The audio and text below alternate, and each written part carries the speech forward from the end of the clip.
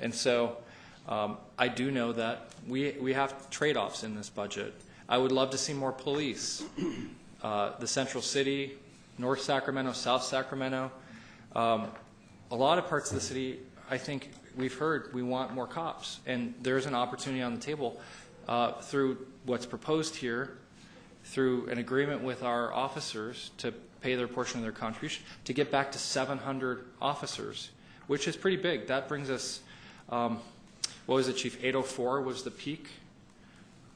And that was with lower obligations to CalPERS, lower health benefits, different pay structure.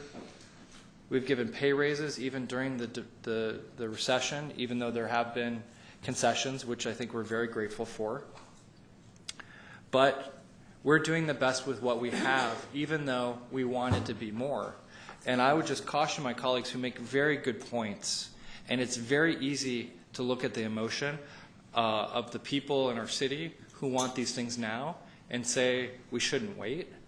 But I think it's very practical and responsible and prudent, and maybe it's just Russ in my head saying we have CalPERS raising our rates once, and then again we expect another hit, which is $17 million, and then another unpredictable amount annually, which is a hole in the general fund, plus increased employee health benefits, which happen annually, the uncertainty of some other factors here that we can look at 2 or 3 years out, but I think, as one of you said, it's very hard to predict. I think it was you, Councilman Cohen, that says it's very hard to predict even a year out. And so it seems to me the more responsible thing to do is, at least in this budget year, if we're going to go above and beyond this, that we look at what the actuals are when they come in, and from what I understand, that would be around mid-year budget, and use the same Measure U principles to restore police and fire at that point, which isn't too far off.